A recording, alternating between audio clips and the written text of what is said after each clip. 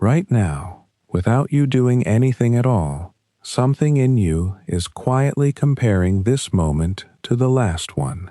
It happens beneath language, beneath any deliberate thought, the way your lungs keep drawing breath without asking your permission. You are lying here, wherever here is for you tonight, and some small, unspoken part of your mind has already confirmed a fact so obvious it barely registers as a fact at all. It has confirmed that you are still you, not a new arrival, not a stranger who has just stepped into this body and this bed. The same one who woke up this morning, brushed teeth with the same tired hand, walked through the same doorways, answered to the same name when someone called it across a room. Notice how quiet that certainty is. It doesn't announce itself with fanfare. It's not a thought you have to reach for, the way you might reach for a memory of what you ate for lunch. It's more like the hum of a refrigerator in another room, a sound so constant that you only notice it in the moment it stops, or in the rare moment someone asks you to listen for it. Tonight, we're going to listen for it. Gently, slowly, without any urgency at all, because there is nothing here to solve tonight, only something to notice, the way you might notice your own breathing once someone mentions it, and then let it fall back into its natural rhythm. Let your attention drift, if it will, back through the hours of today. Not to examine them, just to feel their shape. The version of you that made coffee this morning, or didn't. The version of you that sat somewhere and thought some thought, worried some small worry, laughed at something briefly, and then let it go. That morning self feels close to you right now, doesn't it? Close enough that you don't think of it as a separate person you're remembering. It feels more like touching your own shoulder. Same you, just a few hours upstream. Now let your attention drift further, not hours, but years. Find, if you can, without straining, some memory from a long time ago. It doesn't need to be dramatic. Small is better, actually. Small is often more honest. Maybe it's the smell of a particular hallway in a house you don't live in anymore. Maybe it's the exact texture of a blanket you had as a child, worn thin in one corner from years of being held the same way. Maybe it's standing at a kitchen counter that came up to your chest, waiting for something to be handed down to you. Let it surface in whatever fragments it wants to arrive in. You don't need the whole scene, just a corner of it. Here is the strange and gentle thing. When that memory arrives, however faded or partial, there is usually a small child standing somewhere in it. Small hands, a different voice, maybe, higher and less certain. A different set of worries entirely. Worries about a lost toy, or a scraped knee, or whether someone would be there at the end of the day. And yet, when you feel toward that child, when you place your attention where they were standing, something in you says, quietly, and without any hesitation at all, that was me. Not that resembles me, not that came before me, the way an ancestor comes before a descendant. That was me. Think about how enormous that claim actually is, once you slow down enough to look at it. The body in that memory has been entirely rebuilt since then, more than once over. Nearly every cell you're wearing right now is not the cell that child wore. Skin renews itself every few weeks. The lining of your stomach turns over in a matter of days. Even bone, which feels so permanent, so much like the fixed architecture of you, replaces itself gradually, across roughly a decade. There are a few tissues that hold on longer, some of your brain cells among them, cells that seem to have been with you since very early on, and don't get replaced the way skin does. But even those cells are not unchanged. Their inner machinery turns over. Their connections rewire constantly, strengthening here, fading there, in response to everything you've lived. So even the most stable parts of you are not simply frozen in place like a photograph. They are more like a river that keeps the same banks, while the water itself never stops moving through. And it isn't only the body. The person who stood in that kitchen didn't know most of what you know now, didn't hold the opinions you hold now, might have loved things you find embarrassing now, or feared things you now find almost sweet in their smallness. If you could somehow sit that child down and have a real conversation, you might find you disagree about quite a lot. Different tastes, different fears, different sense of what matters. In some ways a stranger, and yet no stranger has ever felt as certainly, as unquestionably you, as that child does when the memory surfaces. This is the puzzle we're going to spend our time with tonight, and across the nights that follow this one. Not a puzzle to be anxious about. There is nothing here that threatens you, nothing to brace against. It is closer to the kind of puzzle you might feel looking up at a night sky and wondering how light that left a star thousands of years ago is only now touching your eye. A puzzle that makes the ordinary suddenly feel enormous without making it frightening. The puzzle is simply this. What is the thread that runs from that small child in the kitchen to the person lying here now? Given that almost nothing physical connects them directly, and given that even their thoughts and memories and preferences have shifted so much along the way. People have been quietly circling this question for a very long time, in very different ways.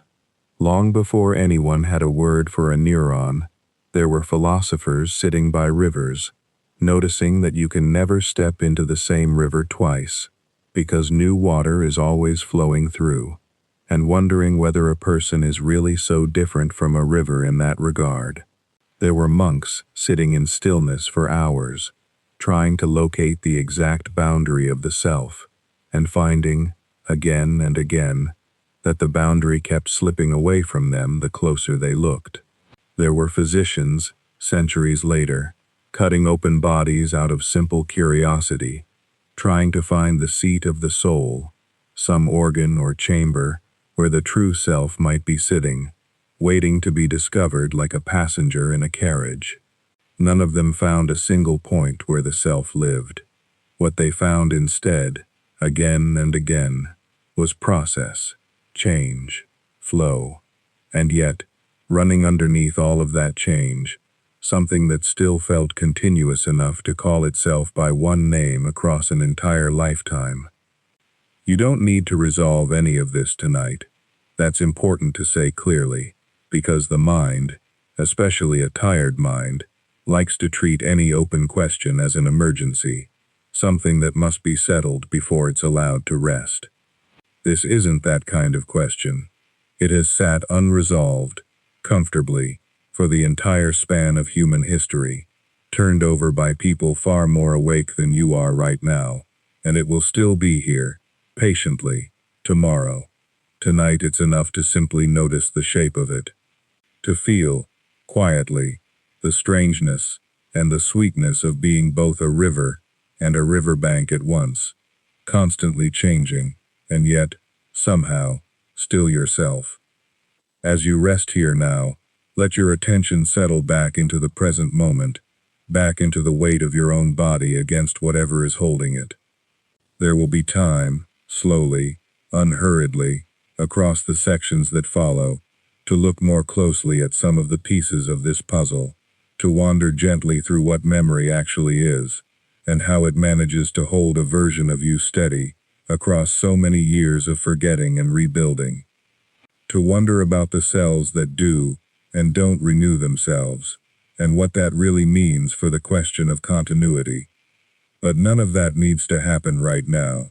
Right now, there is only this, the soft, wordless certainty of being you, drifting quietly, the way it has drifted every night before this one, carrying you gently towards sleep. There's a quiet trick the mind plays whenever it uses the phrase, the same person, and it's worth letting that trick surface slowly, without any urgency, just to notice how many different things that one small phrase is actually doing at once. Because when you say you are the same person you were 10 years ago, you might be pointing at several entirely different facts, bundled together so tightly, so habitually, that they feel like a single fact instead of 5 or 6. Most of the time, in ordinary life, this bundling causes no trouble at all. The threads run so closely together that pulling on any one of them seems to pull all the others along with it. But every so often, in medicine, in law, in the quiet privacy of someone's own aging mind, the threads come apart. And when they do, it becomes suddenly, vividly clear that sameness was never one thing to begin with. Consider, first, the simplest meaning, the one that seems almost too obvious to mention. There is the same living organism, a particular body, born at a particular hour, breathing continuously from that moment onward, its heart never once stopping for good until the very end. This is biological continuity, and it is real, and it is measurable in a way that almost nothing else about identity is. A physician examining a person at 80 can trace, at least in principle, an unbroken thread of living tissue back to the infant born 8 decades earlier. Not the same atoms, not even close, since nearly all of them have been replaced many times over, but the same organized, self-sustaining pattern of life, humming along without interruption. This is the kind of sameness a birth certificate is really gesturing toward, underneath all its legal language, one continuous creature, breathing. Then there is a second meaning, related but not identical, which is the same legal and social individual. This is the person named on documents, recognized by institutions, held responsible for debts incurred decades earlier, and entitled to whatever was promised to them just as long ago.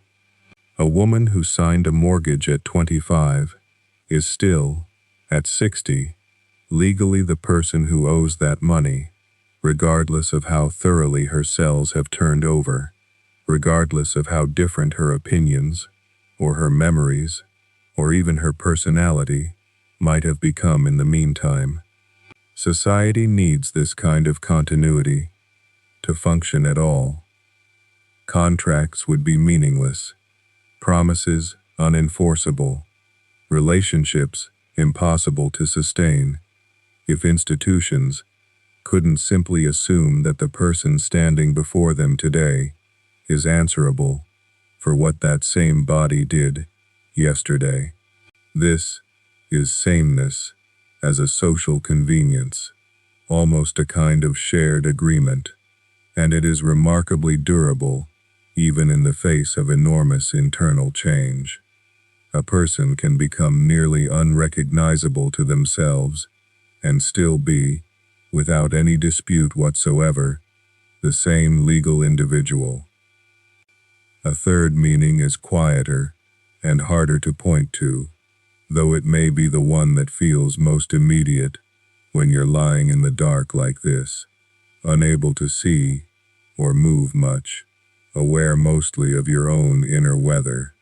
This is the same stream of experience, the felt sense that there is one ongoing thread of noticing, one continuous witness to whatever has been happening, moment after moment, since the very first flicker of awareness this morning, or this year, or possibly this entire life. Philosophers sometimes call this phenomenal continuity, though you don't need the word to recognize the thing itself. It's what makes it feel strange, even slightly vertiginous, to think about the gap of sleep each night, the hours when that stream seems to switch off and then, somehow, switch back on again, apparently unbroken, as though nothing had happened at all. This kind of sameness isn't about matter, and it isn't about law. It's about whatever it is that is doing the experiencing, right now, of these very words. A fourth meaning sits closer to what people usually mean when they talk about someone's character. The same person, in this sense, means someone who still tends to respond to the world in recognizably similar ways. Quick to laugh, or slow to anger, or drawn again and again toward the same kinds of curiosity, the same small stubbornnesses, the same soft spot for a particular kind of joke. Old friends, meeting after 20 years apart, often reach for exactly this kind of evidence when they want to reassure themselves that nothing essential has been lost. They'll say, "You're still exactly the same," and what they usually mean is not that your cells are unchanged, and not even that your memories overlap perfectly with theirs, but that some recognizable rhythm of temperament has persisted, some familiar way of tilting your head, or pausing before you speak. This is sameness as pattern, as style, almost the way a composer's music can be recognized across an entire career, even as the individual notes are never repeated twice. And then, finally, there is a fifth meaning, perhaps the one most people reach for first without quite realizing it, the same remembered life. The unbroken narrative thread that lets you say, "This happened to me," connecting a childhood kitchen to a first day of school, to a wedding, to an ordinary Tuesday, decades later, all stitched together into one continuous story, with a single narrator at its center. This kind of sameness depends almost entirely on memory, on the mind's quiet, constant work of filing away fragments of experience, and later retrieving them, imperfectly, and presenting them back to you as though they were a single coherent film, rather than what they actually are, which is closer to a collage, endlessly revised. Now, here is the interesting part, the part worth sitting with gently before sleep takes over completely. In an ordinary life, lived without major disruption, all five of these kinds of sameness travel together so closely that no one ever has reason to separate them. The same organism carries the same legal identity, which experiences the same continuous stream of awareness, which expresses the same recognizable temperament, which remembers the same unbroken story. 5 threads, braided into what feels like a single rope. But illness, injury, and the ordinary erosions of age can, sometimes, pull those threads apart, and when that happens, the question of who someone is stops being philosophical and becomes painfully practical. There are people whose memory of their own life has been damaged so severely that the fifth thread, the remembered story, is almost entirely gone, and yet everyone around them insists, correctly, that they are still the same person, because the organism continues, the legal identity holds, and very often, movingly, some flicker of the old temperament remains, some familiar warmth in the way they greet a visitor, even if they cannot say who that visitor is.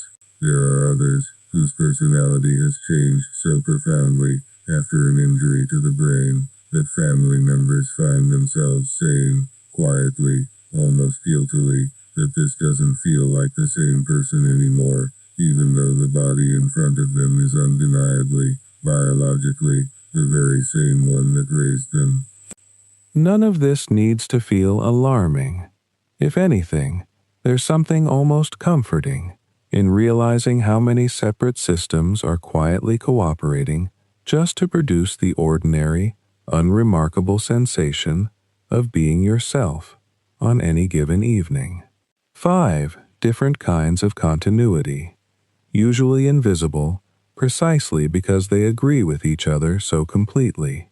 working together underneath the surface, the way several instruments in an orchestra can blend so smoothly that a listener hears only one seamless sound. You don't have to untangle any of these threads tonight, and there's no reason to try. It's enough simply to notice that they exist, layered quietly beneath the simple feeling of being you, right now, resting here, breathing slowly, letting each of those threads carry on exactly as it always has, without any need for your attention at all. Let's rest on that first thread for a while longer, the one made of simple physical continuity, because it turns out to be far stranger than it sounds.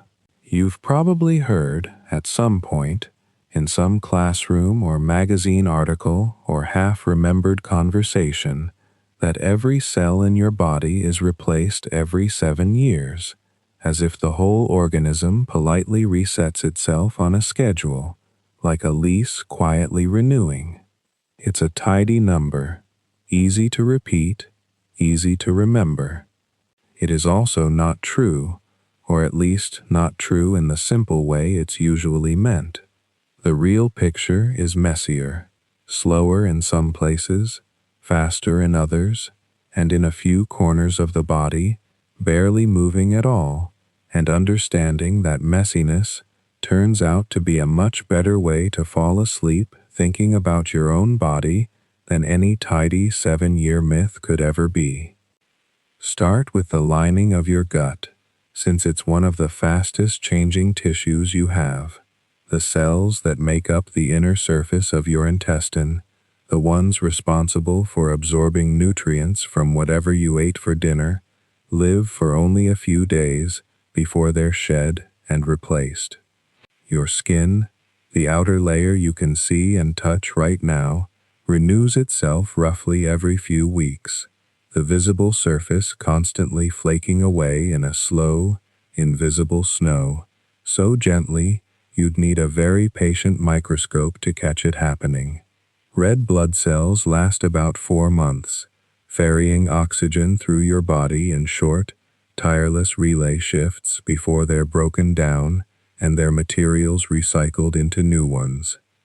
Your liver, remarkably, can regenerate large portions of itself within about a year if it's damaged, which is part of why it was such an object of fascination in ancient stories, though the mechanism behind it wasn't understood then the way it is now. Bone remodels itself continuously too, old tissue quietly dissolved by one kind of cell, while new tissue is laid down by another, an endless, careful renovation happening inside you while you sleep, without a single tool or blueprint that you're aware of.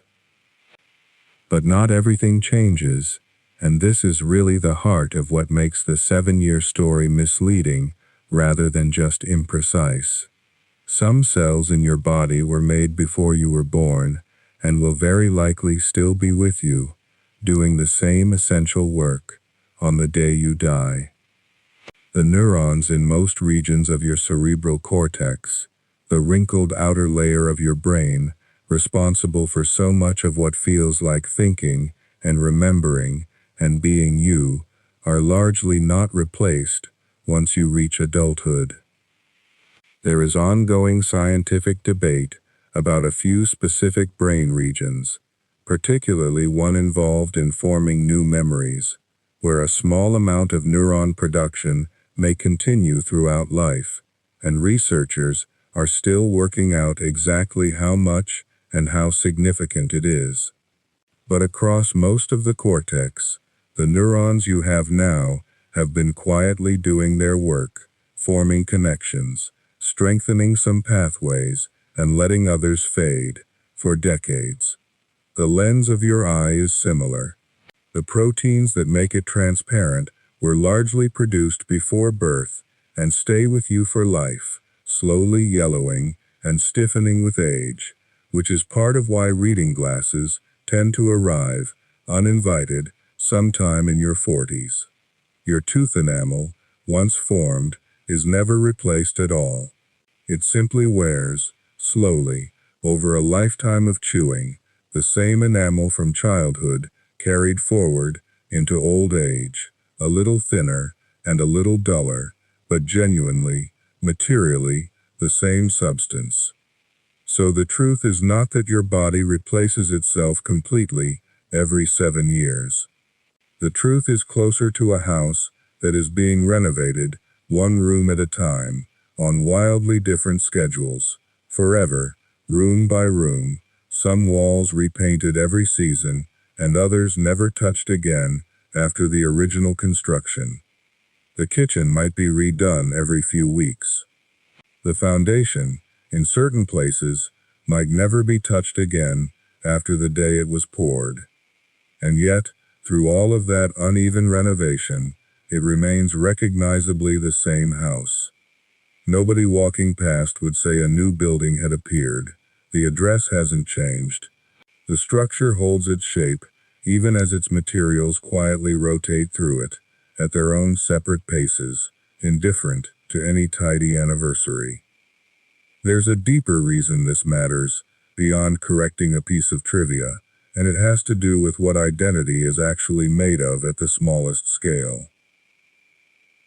Even in tissues that do renew constantly, what's being preserved isn't really the individual atoms and molecules, it's the pattern. Think about a river. The water molecules flowing past a certain bend today are not the same water molecules that flowed past that bend last year, or even last week, and yet we still call it the same river. We give it a single name, mark it on maps, tell stories about it, because what makes it that river isn't which specific water happens to be in it at any given moment.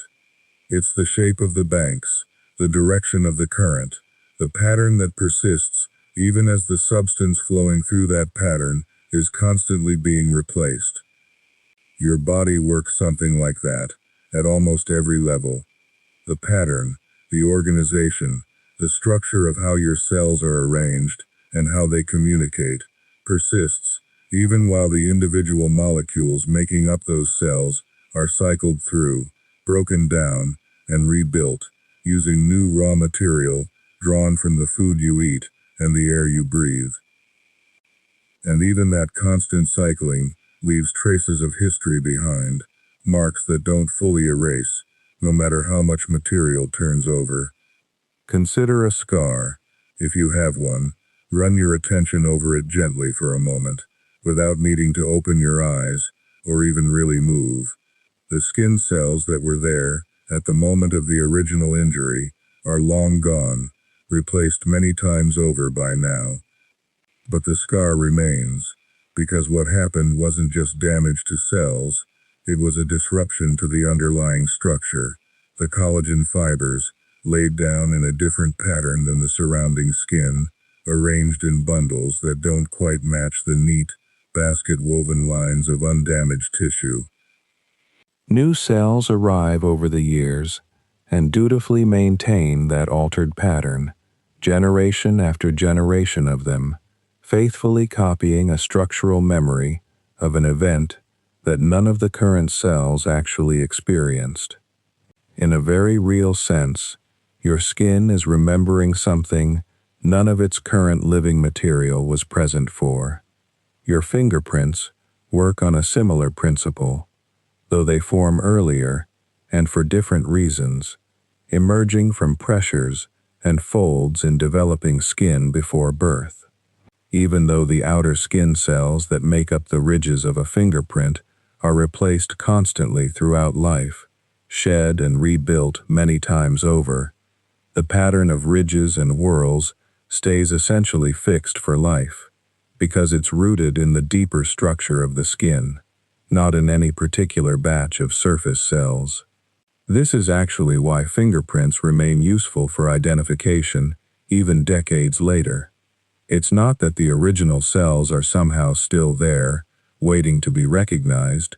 It's that the underlying architecture faithfully regenerates the same pattern, over and over, the way a stamp keeps producing the same image, no matter how much fresh ink is used each time it presses down. So when you ask, in some quiet, half-formed way, whether you're still made of the same stuff you were made of years ago, the honest answer is both yes and no, and the no matters less than it might first seem. No, in the sense that most of your molecules really have been swapped out, replaced through the ordinary business of eating and breathing and repairing.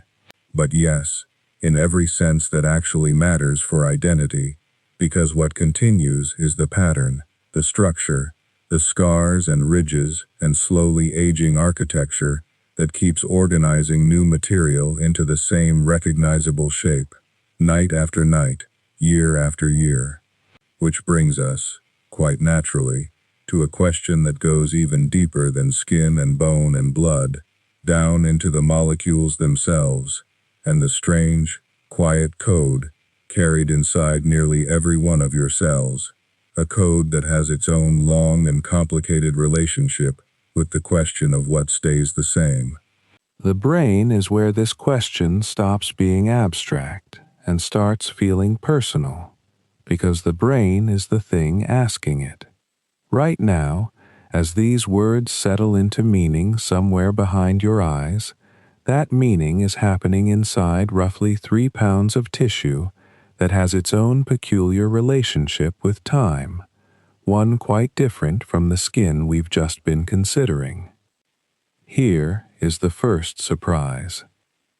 Unlike skin, which sheds and rebuilds itself every few weeks, most of the neurons in your cerebral cortex, the wrinkled outer layer where so much of thought and memory seem to live, are the same cells you were born with, or nearly so. This wasn't always known for certain. For much of the 20th century, scientists suspected as much but lacked a clean way to prove it, until researchers in Sweden found an unlikely tool sitting in the atmosphere itself. During the era of above-ground nuclear weapons testing in the 1950s and early 1960s, those explosions released a pulse of radioactive carbon-14 into the air, which then settled into plants, which were eaten by animals, which were eaten by people, weaving itself briefly into the diet of nearly everyone alive during those years. That pulse left a kind of datable signature in newly formed cells, a chemical timestamp. A neuroscientist named Jonas Friesen and his colleagues realized they could use this leftover fingerprint of the atomic age to figure out how old individual cells in a human body actually were, by measuring how much of that particular carbon isotope had been built into their DNA. When they applied this method to neurons taken from the cerebral cortex, they found something remarkable. Many of those cells were, for practical purposes, as old as the person they belonged to, cells that had been sitting quietly in someone's brain since early childhood, in some cases since before birth, never divided, never replaced, simply persisting, decade after decade, doing their work.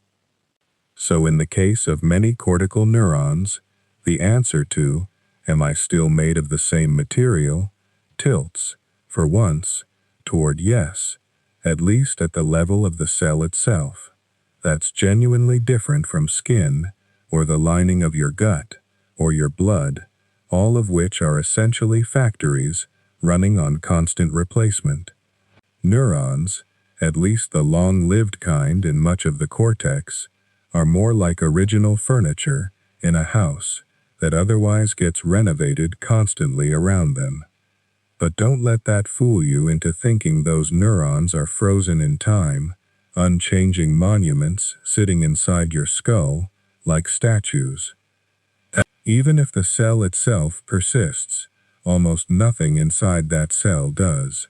The proteins that make up a neuron's internal skeleton, the tubulin and actin that give it shape and let it transport materials from one end to the other, are built, used, and broken down on a timescale of days to weeks. The receptor proteins studding its surface, The ones that receive chemical signals from neighboring cells are swapped out with similar speed. Even the membrane itself, the oily boundary that separates inside from outside, is a site of constant traffic, patched and repatched continually. A neuron that has lived in your brain since you were 4 years old is, in that sense, something like an old ship that has had its planks replaced one at a time for decades, sailing under the same name, recognizably the same vessel, and yet built, at any given moment, almost entirely from newer wood than the wood it started with. And this is where things get more interesting still, because the parts of the brain doing the heaviest lifting when it comes to memory and personality and the particular way you respond to the world aren't really the neurons themselves. They're the connections between them, the synapses, the tiny junctions where one neuron passes a signal to another. And synapses are wildly dynamic.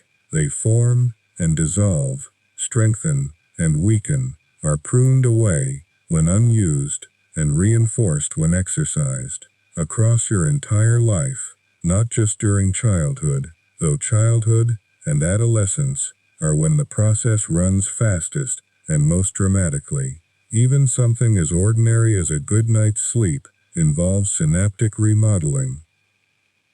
There's evidence that during deep sleep, the brain performs a kind of housekeeping, gently scaling back synapses that grew a little too strong during the day's learning, restoring some balance before tomorrow, so the system doesn't just accumulate strength indefinitely and burn out under its own weight.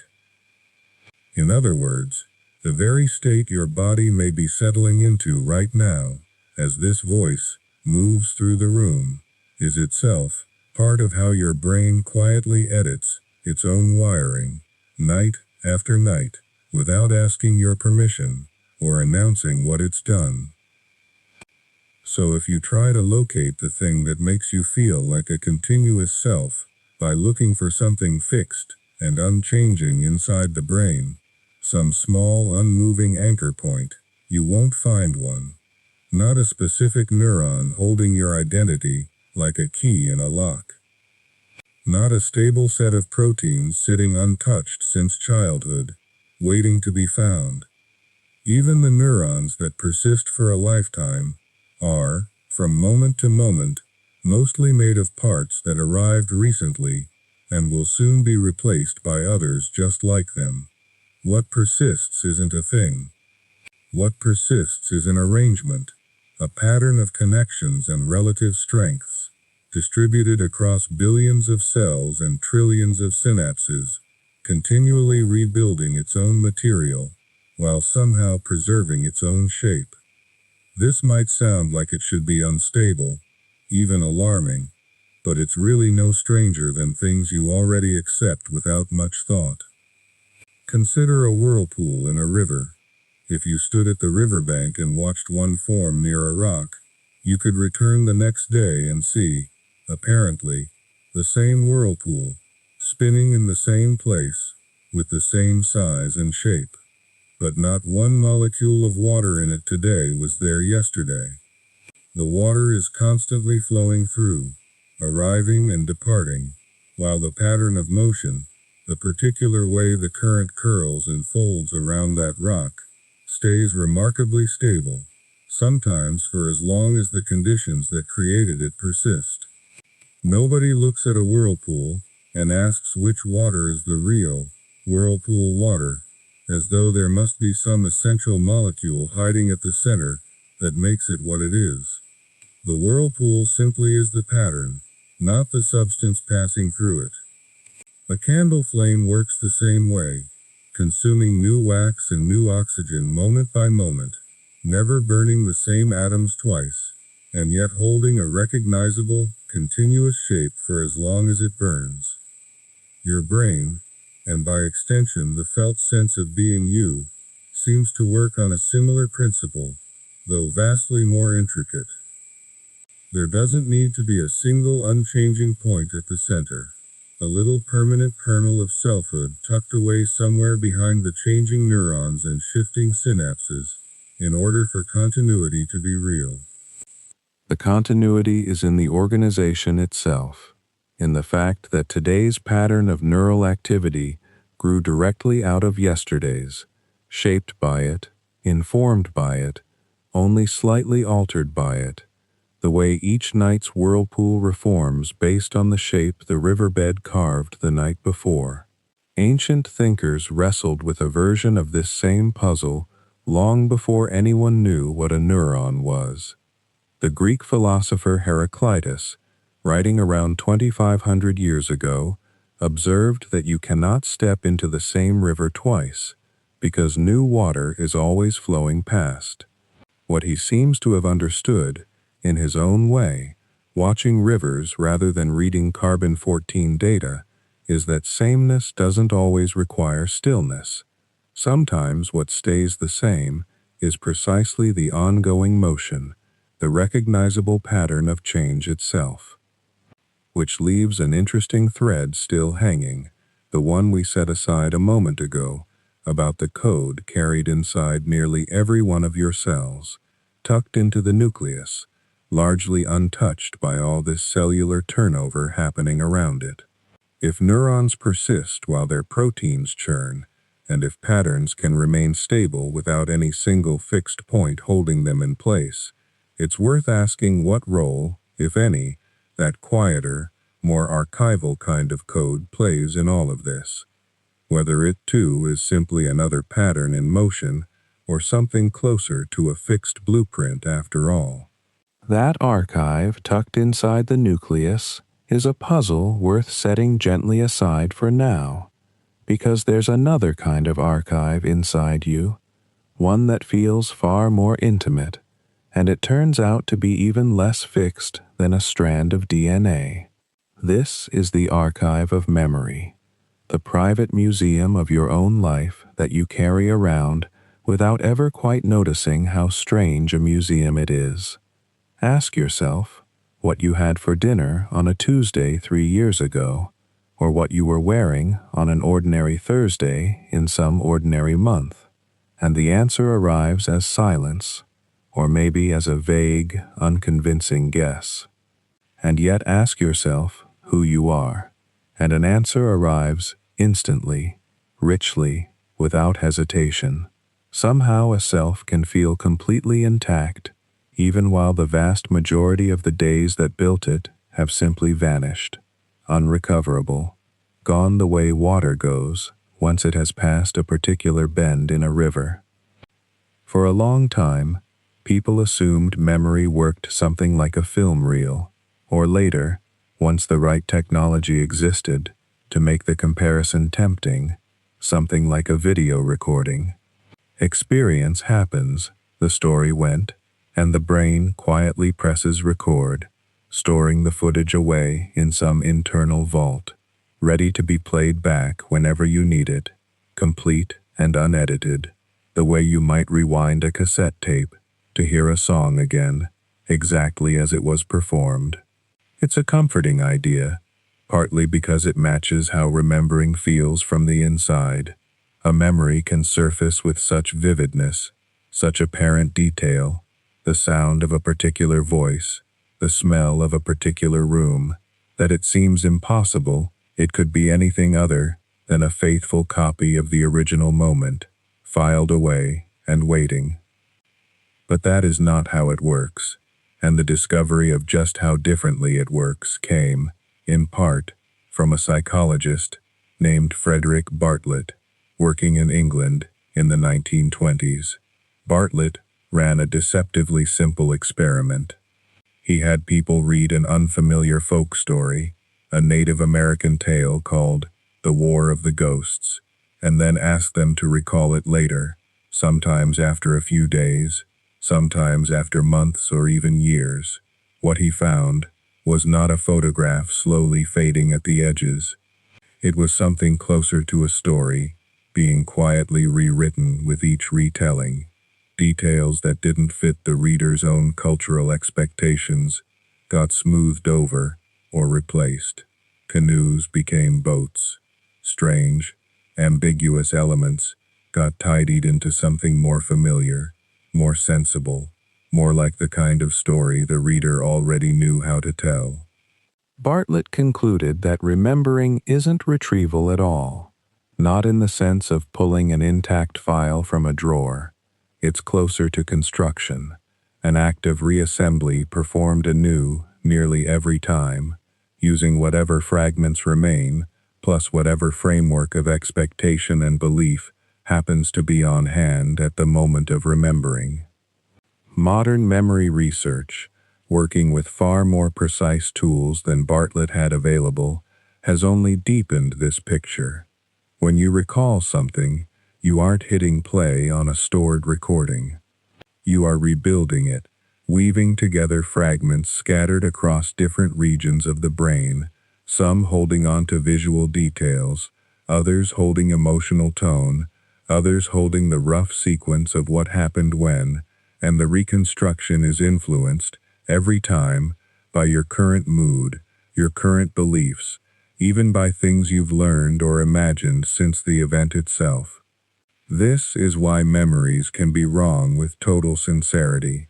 It isn't lying. The system genuinely is rebuilding, not replaying, and reconstruction always leaves room for small distortions to creep in, the way a photocopy of a photocopy slowly drifts from the original, except here, the drift can also be shaped by whatever you happen to be thinking about on any given day you happen to remember it. There's a particular kind of forgetting that almost everyone shares, and it's worth pausing on, because it's so universal that people rarely stop to find it strange. Hardly anyone can remember anything from before roughly age 3 or 4, and memories from the next several years after that tend to be sparse, scattered, more like a handful of photographs than a continuous film. This is sometimes called childhood amnesia, and for a long time it puzzled researchers, since young children are clearly capable of learning, clearly capable of forming impressions of the world, clearly capable, in the moment, of experiencing things vividly. So where does it all go? Part of the answer seems to involve the slow maturation of the hippocampus, a small curved structure tucked deep in the brain that plays a central role in stitching together the kind of detailed, dated, personal memories that let you say not just that something happened, but when, and where, and in what order relative to everything else. That stitching machinery is still under construction in early childhood. There's also the matter of language, which gives a child new scaffolding for organizing experience into something more like a narrative, something more retrievable later, and a toddler, without much language yet, has correspondingly less scaffolding to hang an early memory on. None of this means those early years didn't shape you. They plainly did, in all sorts of ways that show up later as temperament, or comfort with certain textures and sounds, or a felt sense of safety that has no accompanying story attached to it. It simply means the shaping happened below the level where explicit, narratable memory was yet able to take hold. And forgetting doesn't stop once childhood amnesia ends. It continues quietly for the rest of a life, and this too is worth reconsidering, because forgetting sounds at first like pure loss, like something going wrong, but most memory researchers now think of ordinary forgetting as functional, even necessary, rather than a flaw in the system. If every sensory detail of every day were retained with equal weight, the mind would be so cluttered with undifferentiated data that finding anything useful would become nearly impossible, a filing cabinet so overstuffed that no drawer will open. Forgetting is, in some sense, an editor at work, letting the ordinary and repetitive fade, so that what remains is smaller, more usable, more organized around what actually mattered. You likely can't recall most of the individual mornings of getting ready for school or work across an entire decade of your life, and that isn't tragic. It's closer to efficient compression, the way a long, meandering river journey gets remembered as a handful of striking bends rather than every single ripple along the bank. What tends to survive that compression is rarely chosen at random. Emotion plays an enormous role in deciding what gets kept. This is partly thanks to a small almond-shaped structure near the hippocampus called the amygdala, which is heavily involved in emotional processing and appears to help flag certain experiences as significant enough to consolidate more strongly into lasting memory.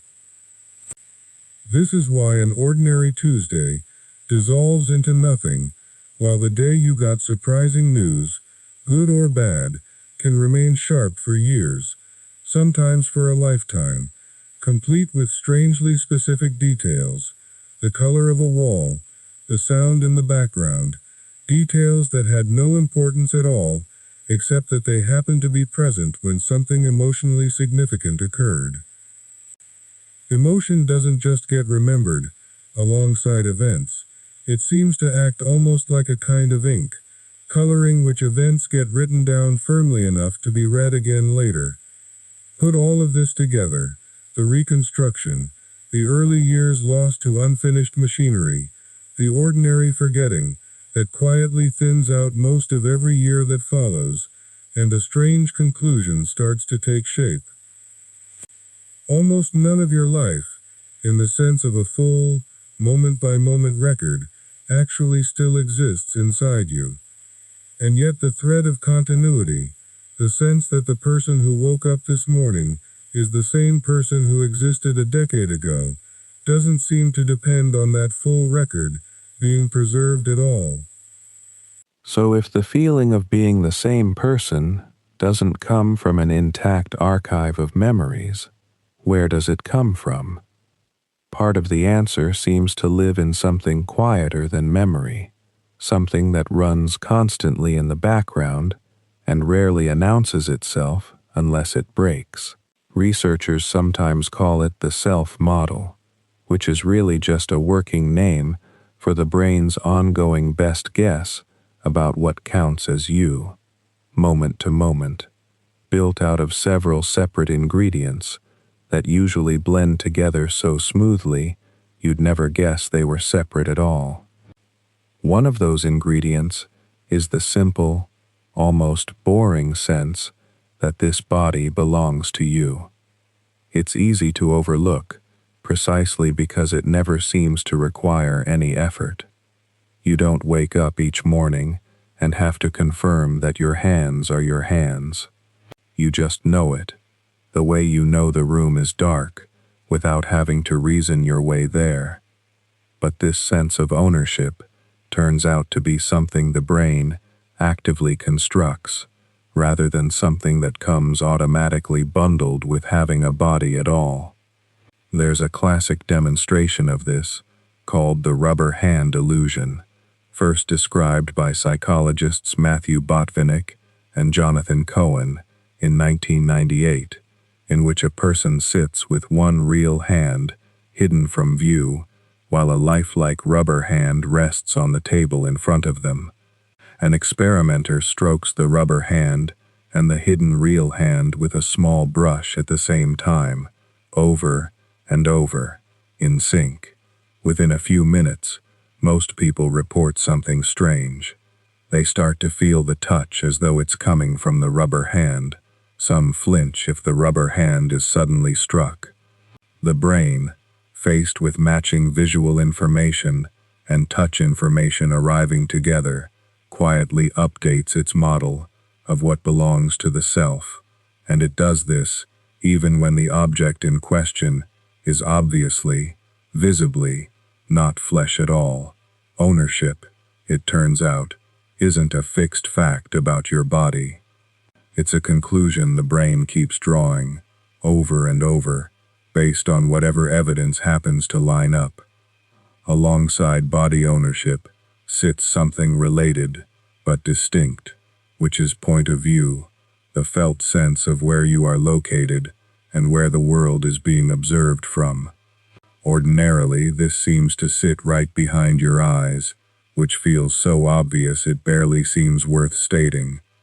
But this too can be shifted under the right conditions, which is part of what makes it interesting, rather than simply obvious. People experience something similar in dreams sometimes, watching a scene as though from above or from another person's shoulder, and waking clinical literature includes reports of a related phenomenon called autoscopy, in which someone under certain neurological conditions perceives themselves as though standing outside their own body, looking back at it.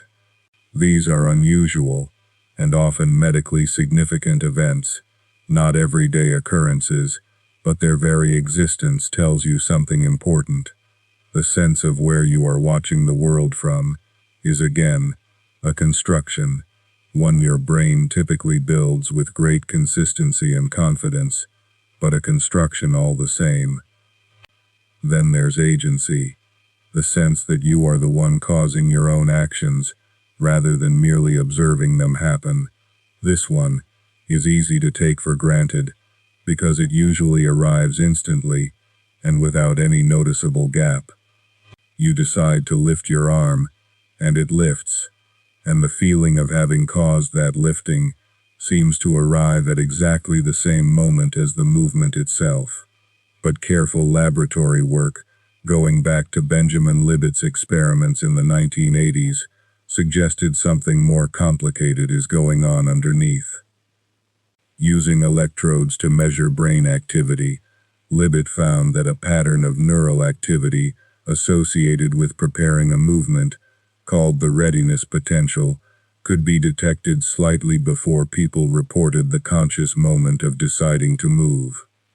The interpretation of this finding has been debated for decades, and it would be overstating things to say it settles any grand question about free will, but at minimum, it suggests that the felt sense of agency, the subjective experience of a decision happening at a particular instant, is itself something assembled by the brain, not necessarily a perfectly direct readout of the exact moment computation began. The feeling of causing your actions is real, as an experience. It just may not be quite as simple, timing-wise, as it seems from the inside. And running underneath all of this, weaving body ownership and point of view and agency together into something that feels like a coherent life, rather than a pile of separate sensations, there's the quiet, almost constant hum of inner narration. Most people carry on some version of a silent, ongoing commentary, a voice that notes what just happened, anticipates what's coming, rehearses what to say before a conversation, replays an embarrassing moment from years ago at 3 a.m. for no good reason at all. This inner voice isn't universal in exactly the same form for everyone. Some people report a nearly constant stream of verbal thought. Others describe their thinking as much quieter or more image-based, and this variation itself is a useful reminder that the felt texture of being a self isn't one single fixed experience shared identically by every human brain. But for many people, that ongoing narration is one of the threads that stitches the sense of self together over time, turning a sequence of separate moments into something that feels like a single unfolding story, with a narrator who has been there the whole way through. None of these ingredients, body ownership, point of view, agency, inner narration, is the self by itself. None of them, alone, would be enough. But together, running quietly and consistently, and mostly without conscious effort, they produce something remarkably stable, a feeling of being a continuous someone that persists, even though, as you now know, the underlying memories are patchy, the early years are missing entirely, and most of any given year gets quietly edited down to almost nothing.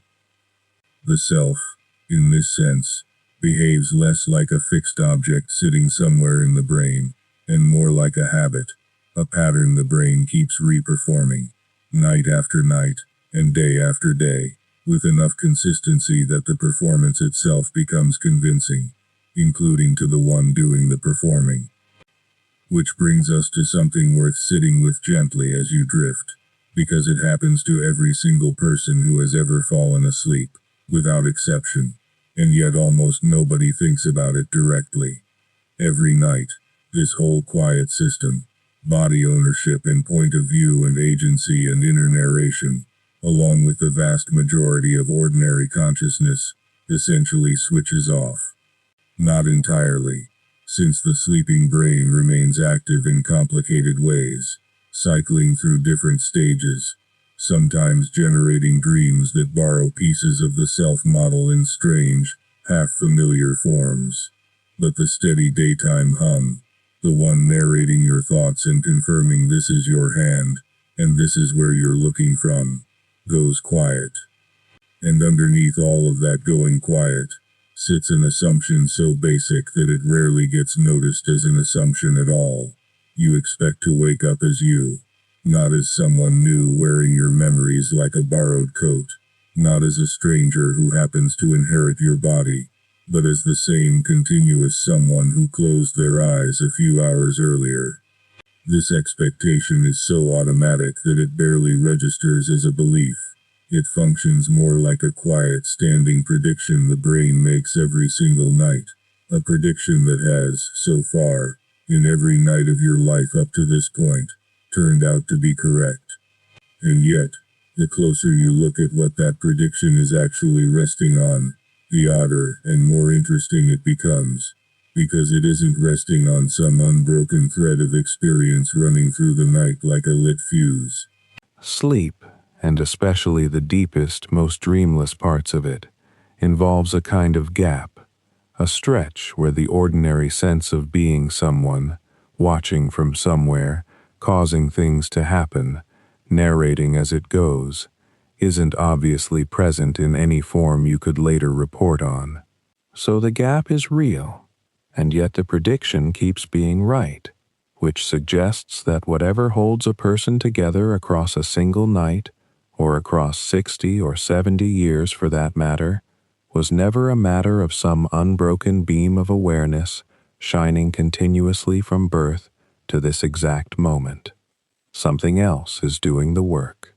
And once you start looking at that something else in ordinary waking life, not just across the boundary of sleep, you find that the very traits people point to as evidence of a stable self, the temperament, the habits, the relationships, the roles, even the words a person reaches for, are themselves quietly rewriting all the time, in ways so gradual that the rewriting is nearly impossible to catch in the act. Take temperament first, since people tend to treat it as the bedrock, the part of you that was simply installed at birth and never really moves. There is something to that. Infants show measurable differences in reactivity within days of being born, some startling easily at a loud noise, others barely stirring, and longitudinal studies that have tracked children for decades do find real threads of continuity.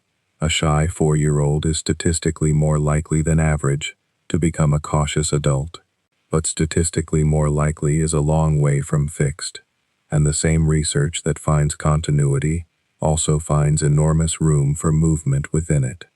A child who claps hands over ears at sudden sound can grow into an adult who chooses loud concerts and crowded rooms, not by suppressing the old wiring exactly, but by living around it, building new habits, new contexts, new evidence about what sudden sound actually means, until the trait that once felt like a fixed dial has been turned down, or turned toward something else entirely.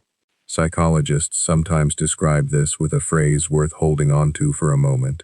Rank order stability can coexist with mean level change, which simply means a person can stay roughly the same relative to their peers, still the more anxious one in the group, say, while every member of that group, anxious ones included, grows calmer with age.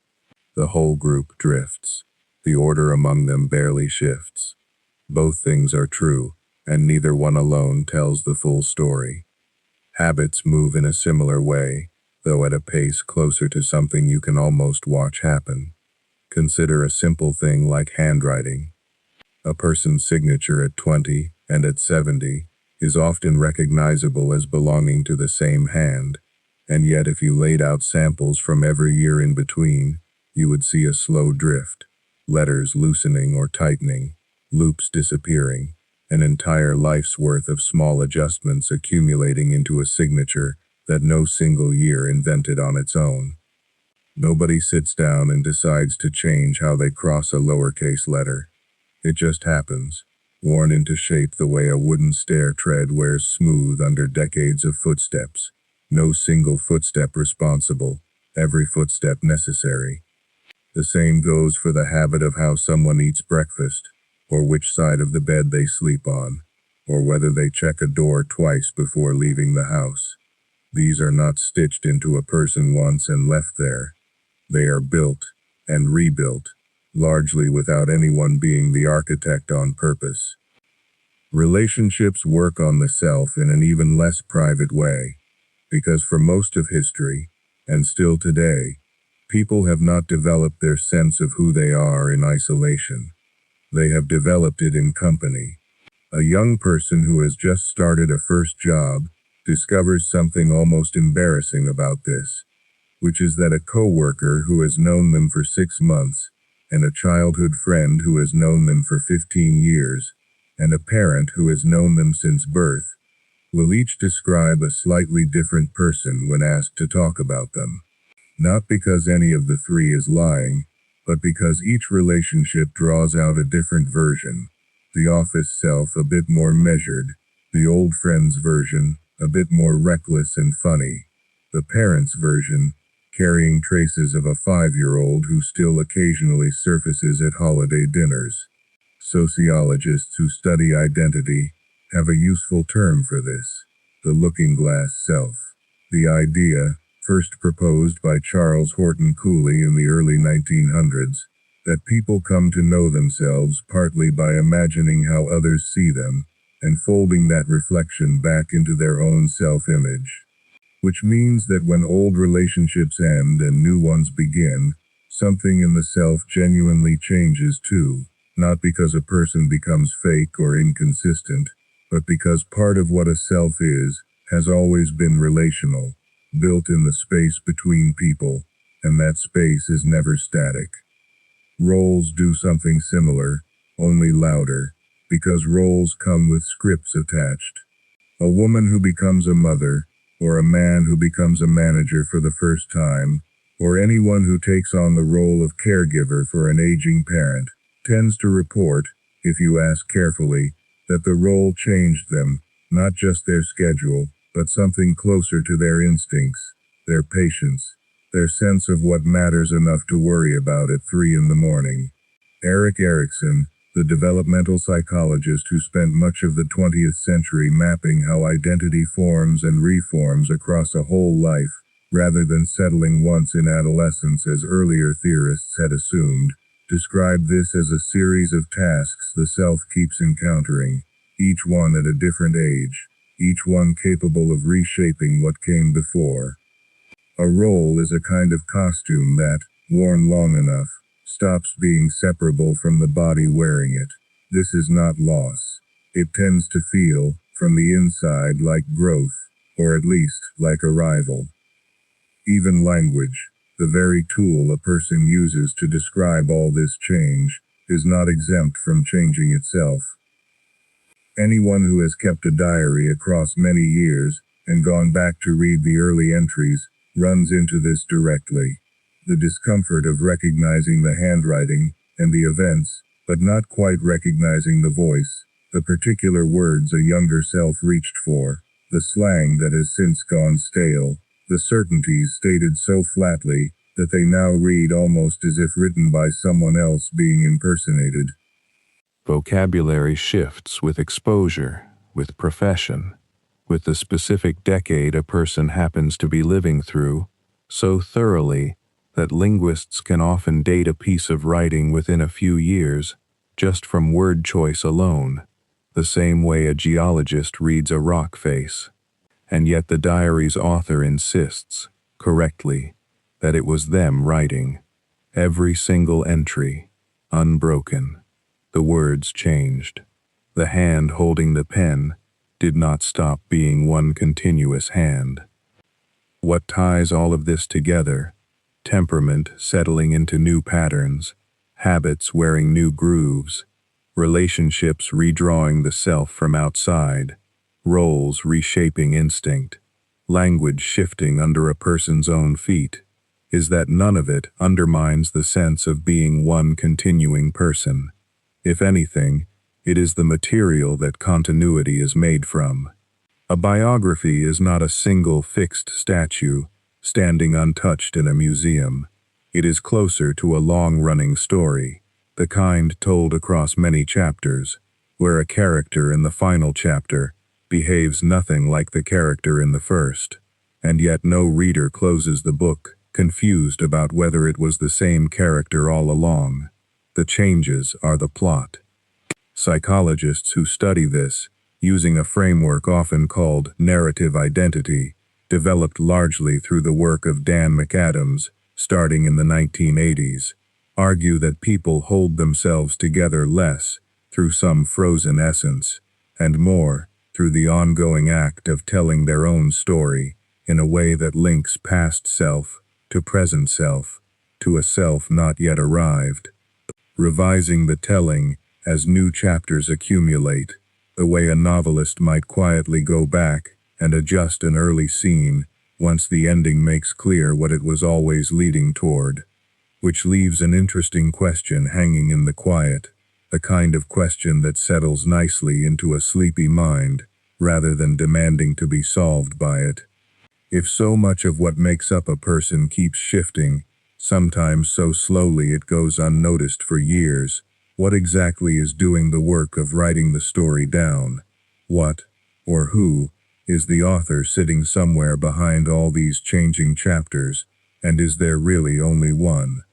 There is a simpler question hiding underneath that one, and it might be the one worth sitting with first, because it happens every single night.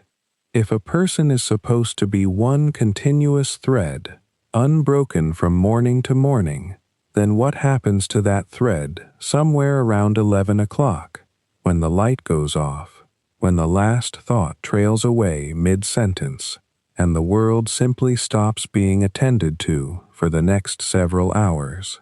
There is no felt passage through those hours. No one lies in bed, experiencing the slow crawl of 2 in the morning, then 3, then 4, the way one experiences a long car ride. There is only the lights-off moment, and then, seemingly at once, the lights-on moment.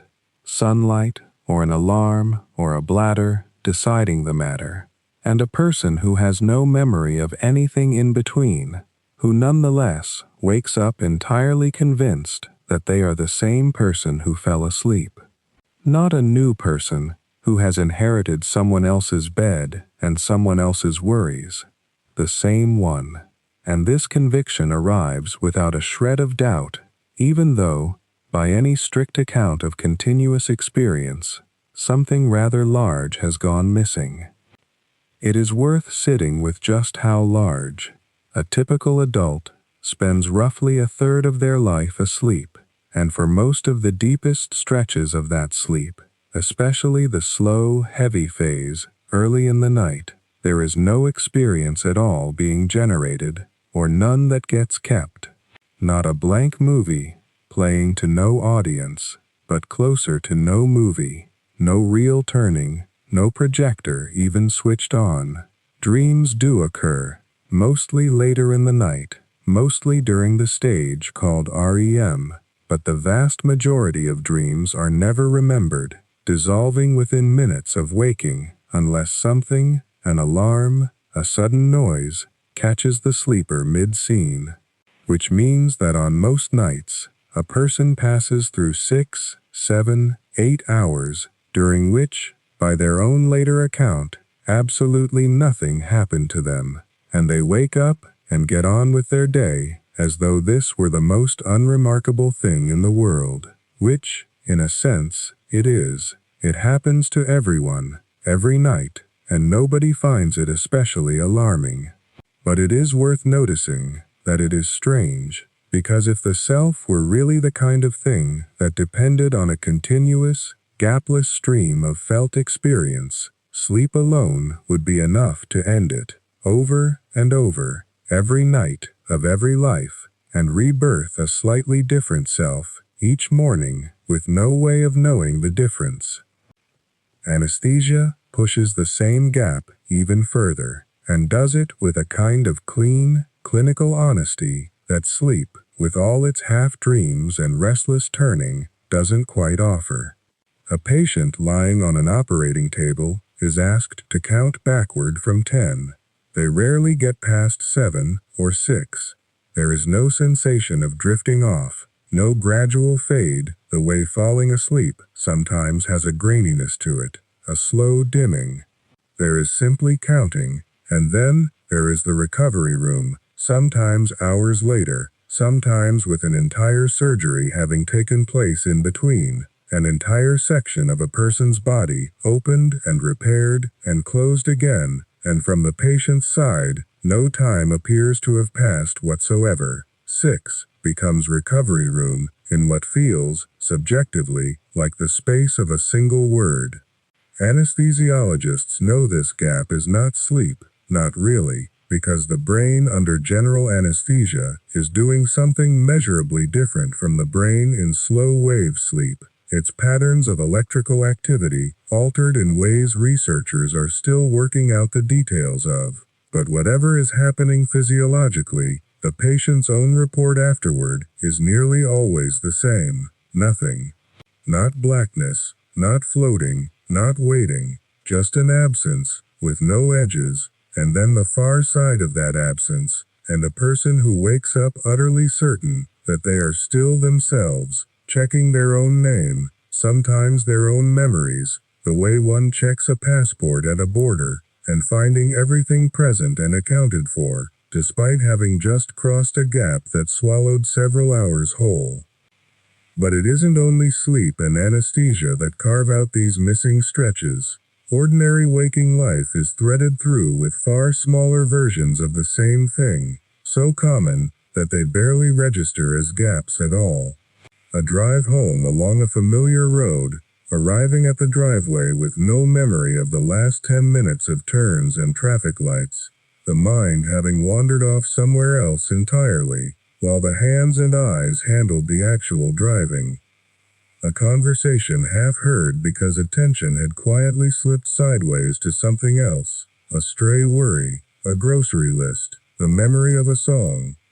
A whole afternoon that, looked back on from evening, offers up only 2 or 3 usable images, a coffee cup, a hallway, a particular slant of light through a window, with everything else simply not having been stored, not because it was hidden or repressed, but because it was never significant enough to be written down in the first place. Attention, it turns out, is not a floodlight running at full brightness across every waking moment. It is closer to a narrow beam, swinging from one thing to the next, and memory keeps records of only a fraction of what that beam passes over. Which means that even a person's most alert, most awake days are, on close inspection, riddled with small gaps, moments lived through but never truly captured, moments that existed, and then simply weren't kept. And yet none of this, not the 8 hours of sleep, not the anesthesia, not the missing 10 minutes of a familiar drive, produces even a flicker of doubt about being the same person who existed before the gap and after it. This is worth pausing on, because it suggests something important about what continuity actually requires, something different from what it might seem to require at first thought. It does not need an unbroken stream of felt experience, moment glued to moment with no seams. If it did, a person would be a new self after every nap, a new self after every daydream, a new self dozens of times a day, which is clearly not how anyone actually experiences their own life. What continuity seems to need instead is something more like connection across the gaps, rather than the erasure of them, the way a melody is not ruined by rests. A piece of music is full of silence, deliberate silence, a held breath between phrases, a pause before the next note lands, and no listener hears those silences as the song ending and a new song beginning. The rests are part of the melody's shape. They are, in a real sense, load-bearing, giving the notes around them their timing, their weight, their meaning. A melody made of one endless unbroken tone would not even register as music, only as noise holding steady.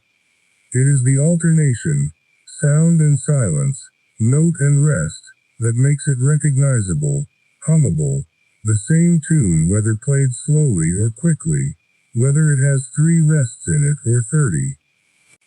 A life seems to work in something like the same way.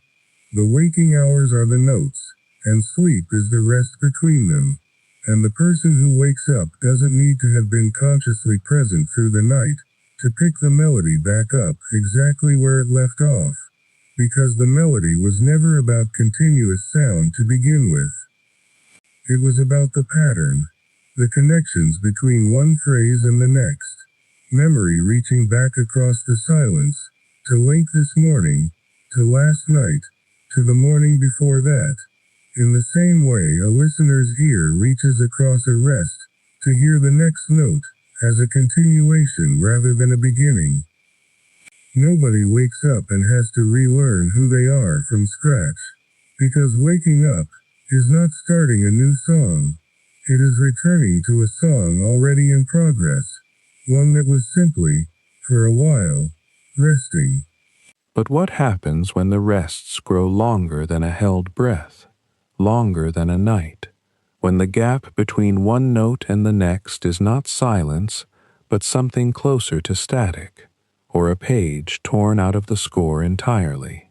This is where the melody metaphor starts to strain, and it's worth sitting with that strain honestly, rather than smoothing it over, because some of the most tender and most misunderstood questions about staying the same person come from exactly these cases, the ones involving amnesia, dementia, and injury to the brain.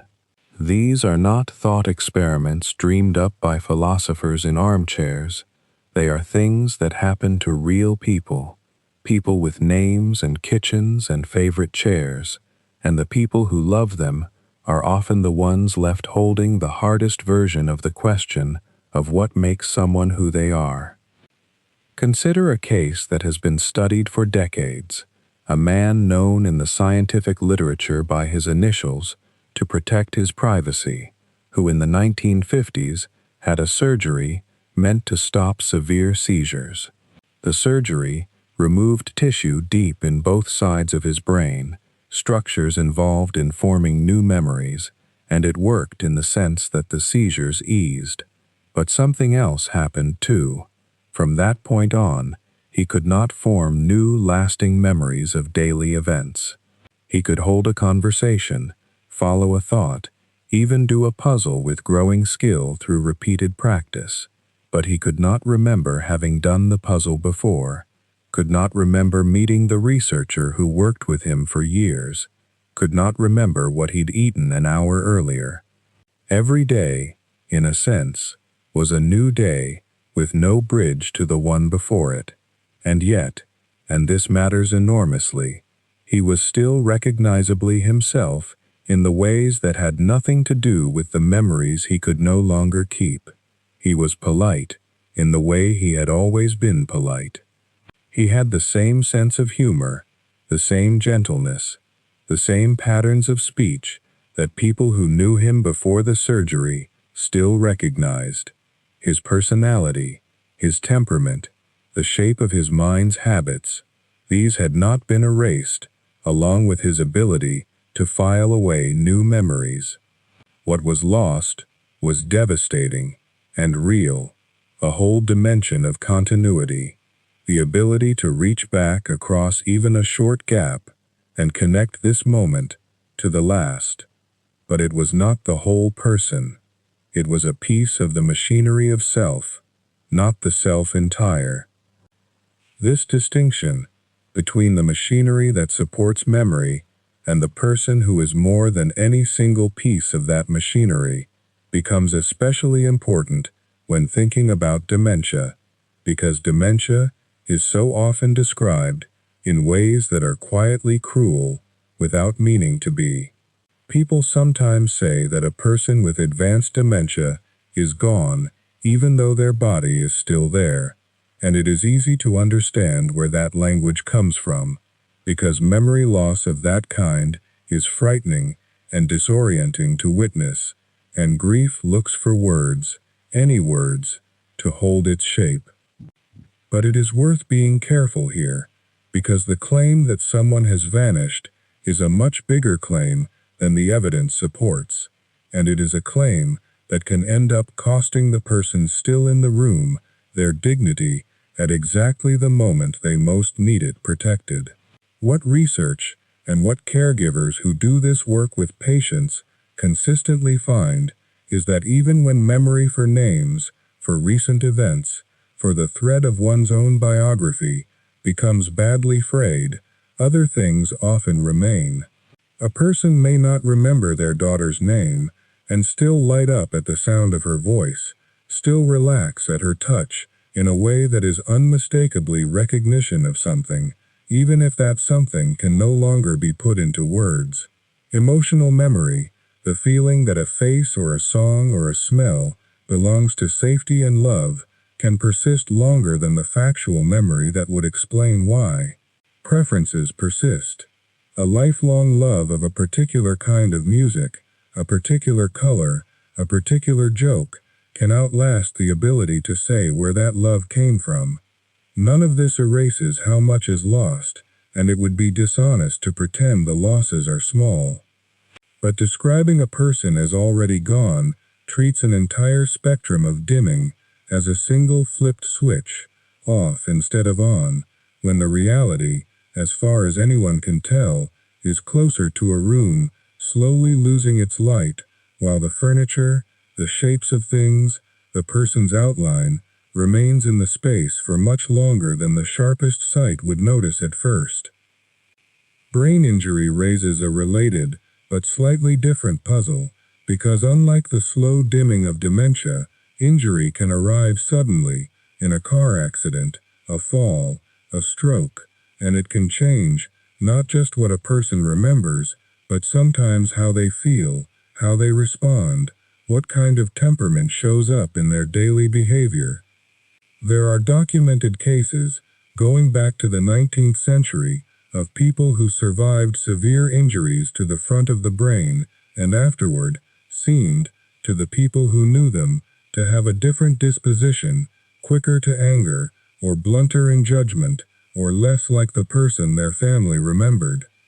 These cases are often described in dramatic terms, as though the injury swapped one person for another, and it is true that they raise real and difficult questions about how much of personality lives in the physical structure of the brain rather than in something separate from it.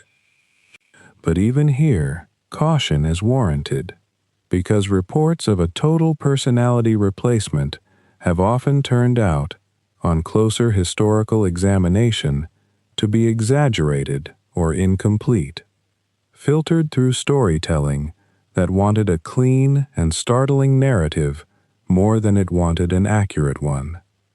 The more careful picture, the one that modern neurology tends to support, is that injury can shift the ease with which certain traits show up, can turn down some inhibitions or amplify some difficulties, without necessarily erasing what came before and installing someone else entirely. Family members who live through this often describe something more layered than replacement, a sense of both recognition and estrangement at once, the same face and the same laugh, and yet a jaggedness that wasn't there before. That layered experience, uncomfortable as it is, seems closer to the truth than either extreme, closer than saying nothing changed, and closer than saying no one is left. And then there is a stranger case still, one that has fascinated researchers since the middle of the 20th century, involving patients who had the thick band of fibers connecting the two hemispheres of the brain surgically divided, again as a treatment for severe seizures. Studying these patients afterward revealed something genuinely startling under carefully controlled conditions, that the two hemispheres, cut off from directly sharing information with each other, could sometimes process and respond to things independently, as though two somewhat separate streams of processing were running in the same skull. Popular retellings of this research have sometimes leapt to dramatic conclusions, suggesting each patient secretly harbored two selves, two persons, in one head.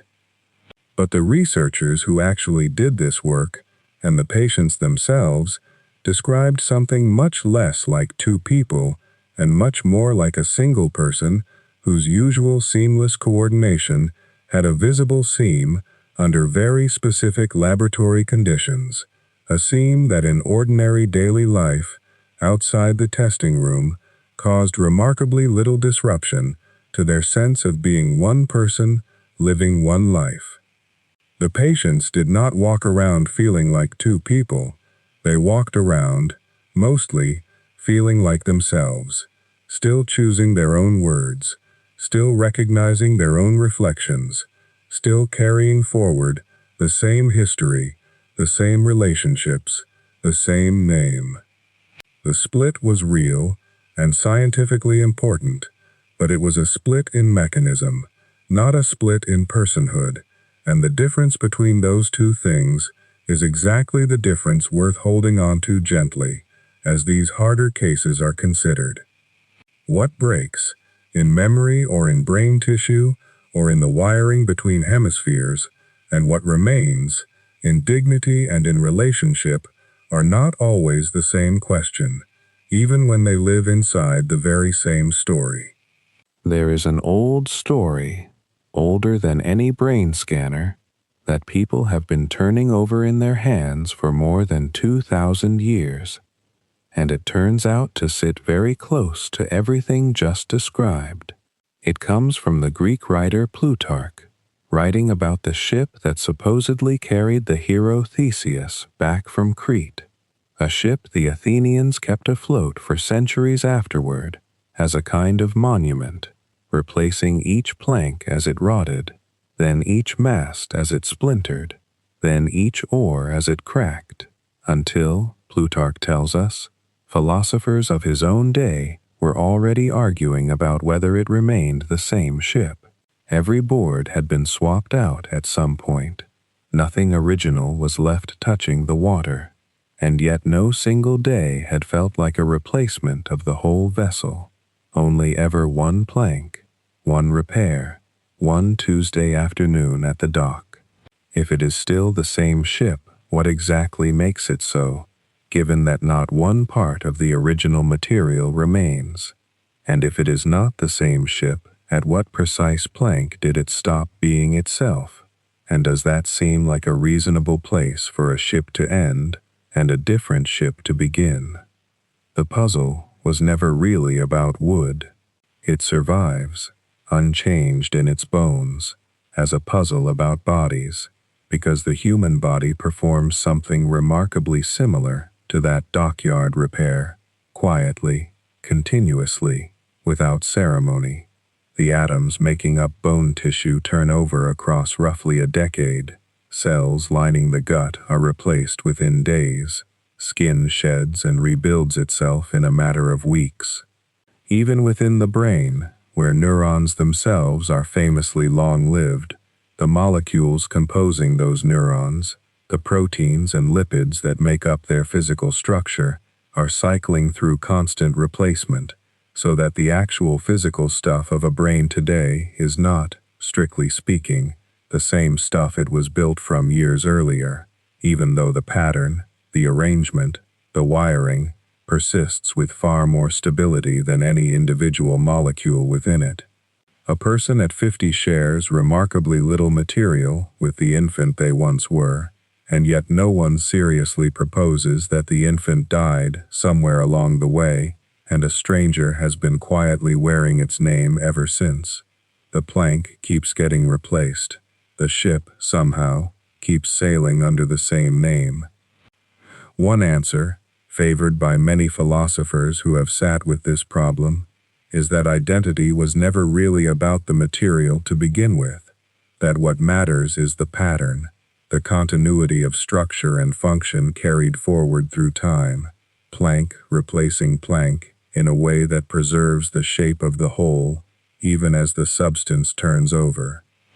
One answer, sometimes called a psychological continuity view, the idea that what makes someone the same person tomorrow as today has less to do with which atoms are present and more to do with an unbroken thread of memory, personality, and connected experience, each moment causally linked to the one before it, the way each new plank was fitted into a ship that was still, in that moment, whole and afloat. It is a comforting answer, and it fits nicely with what was already noticed about memory and about the slow drift of the self across decades. But it runs into trouble the moment it meets a stranger thought experiment, one that no shipwright ever had to face, because ships cannot be copied atom for atom in an instant, and, as far as anyone knows, people cannot either, not yet, not in the world as it currently exists. But philosophers, who are permitted to imagine things engineers cannot yet build, have long asked what would happen if they could. Picture, then, a machine, purely hypothetical, that could scan every atom of a sleeping person down to the smallest detail, and produce, somewhere else, a second body, built from different material, but arranged in an absolutely identical pattern, down to the last synapse, the last memory trace, the last half-formed dream, flickering behind closed eyelids. Suppose this new body wakes up in a room across town, or across the world, and by every measure available, behaves exactly as the original person would have. It remembers the same childhood kitchen, the same argument from a decade ago, the same private nickname for a grandmother, the same faint ache in a knee from an old injury it never actually had, encoded anyway, because the pattern called for it. Now suppose, and this is the part that makes philosophers sit up straighter, the original body was never destroyed at all, that it simply woke up in its own bed, as usual, groggy, unaware that anywhere else in the world a second version of itself had also just opened its eyes. Two people now exist, each with an unbroken sense of being the one true continuation of everything that came before, each remembering the same childhood kitchen as though it were their own, because in every pattern-based sense it is. Which one, if either, gets to be called the real person carried forward? Psychological continuity, that comforting thread relied on a moment ago, cannot settle this, because the thread has simply split into two, each strand carrying the exact same weight of memory and personality, neither one more genuine than the other by any test that continuity theory knows how to run. This is not merely a puzzle for imagined duplicating machines. A quieter version of it shows up in a related thought experiment, sometimes discussed under the heading of teleportation, borrowed loosely from science fiction, but taken seriously by philosophers, precisely because it forces the same question into sharper focus. Suppose a device could scan a person completely, transmit that information elsewhere, assemble a molecule-perfect copy at the destination, and, crucially, destroy the original in the scanning process, the way early thought experiments about matter transmission sometimes imagined it working. Most people asked to consider this, at least at first, feel a quiet unease about stepping into such a machine, even while granting that the person who emerges at the other end would remember everything, would feel, from the inside, as though no interruption had occurred at all, The way falling asleep on a train and waking at the destination feels like no interruption, despite hours having vanished from felt experience. Is stepping into that machine survival, dressed up in unfamiliar technology? Or is it something closer to a very well-disguised ending, followed by the careful construction of someone who merely believes, with complete sincerity and every memory intact, that they are the one who did the stepping? There is no settled answer to this waiting quietly, in a textbook somewhere, ready to be looked up. What exists instead is a set of competing intuitions, each reasonable on its own terms, each straining against the others the moment they are placed side by side. There is the intuition that what matters is the material continuity of a particular body, one continuous hunk of matter, however slowly its atoms turn over, never fully interrupted, never stopped and rebuilt elsewhere. There is the intuition that what matters is the pattern, the psychological thread of memory and personality, wherever it happens to be running, on whatever substrate carries it forward. And there is a third, quieter intuition, offered by philosophers less interested in finding the one correct answer than in questioning whether the very question assumes something false from the start. Namely, that there must be a single fact of the matter, a bright clean line somewhere, on one side of which a person survives, and on the other side of which they do not. Perhaps identity was never that kind of thing to begin with, not a light switch with only two positions, but something more like the ship at dock, a matter of degree, of overlapping continuities, that usually agree closely enough in ordinary life, that no one notices the seams, until an unusual case, a duplicating machine, a branching future, two people waking with the very same childhood kitchen behind their eyes, pulls the seams apart just far enough to be seen. Which brings the thinking down from the machine and the branching hallway, back into a kitchen with real light in it, because there is a much older and much quieter answer to the question of what holds a self together, one that does not require thought experiments at all, no transporters, no duplicated bodies stepping out of glass chambers, nothing hypothetical. Other people do it. A great deal of the continuity a person feels from one decade to the next is not manufactured privately inside a single skull, sealed off and self-sufficient. It is held, in part, by everyone else who has ever bothered to remember them, in ways so ordinary that they rarely register as a kind of labor at all. Consider the name. A name is one of the strangest objects a person carries through life. Stranger the longer one sits with it, because it was chosen before there was anyone yet to consult about it, before there was a personality or a voice or even open eyes, spoken into a room by parents guessing at a future they could not see and would not live to fully witness. Then it was repeated.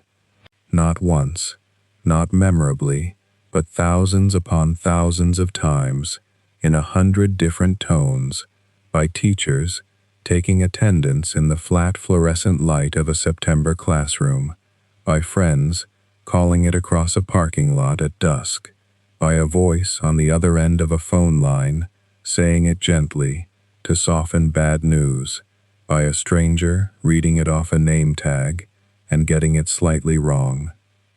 Every one of those utterances, however small, however forgettable in itself, is a small vote cast for continuity, a way of saying, this is still the one, the same one, across all these years and all these versions of a face. A person does not have to do anything to earn this. It happens simply because other people keep using the word, stitching Tuesday to Wednesday to a Wednesday 20 years later, without ever once needing to check that the underlying atoms match, without ever once pausing to ask whether the cells have turned over since the last time the word was spoken. Promises work in a similar way, though they reach forward instead of backward. To promise something is to place a stake in a future self who does not yet exist, a self who will wake up on some later morning under some obligation created by someone who, strictly speaking, is no longer there to be held to it, having long since been replaced, molecule by molecule, by someone else wearing the same name. And yet the promise holds, not because the atoms are the same, they are not, but because everyone involved, both the person who made the promise and the people who heard it, agrees to treat the later self as continuous enough with the earlier one to be bound by what was said. A marriage vow taken at 25 obligates a person at 50 who remembers almost nothing of that particular Tuesday afternoon in any sensory detail, cannot recall the temperature of the room or the exact words of the officiant, and yet the obligation is not considered absurd. It is considered ordinary, unremarkable, the kind of thing nobody bothers to argue about at dinner parties. Society runs on this kind of trust, on the assumption that a signature on a mortgage this year still means something to the person paying it off 19 years from now, a person who will, by any strict measure of cellular turnover, be built from almost entirely different material by the time the debt is settled, down to the marrow. Photographs do something gentler, but no less important. A photograph freezes a moment that the person living inside it will never be able to revisit directly, no matter how good their memory becomes, because memory reconstructs rather than replays, rebuilding a scene each time it is summoned, rather than pulling up an untouched recording, while a photograph simply sits there, stubborn and literal, showing exactly what the light looked like bouncing off a face on one particular afternoon that is otherwise gone, unrecoverable by any other means.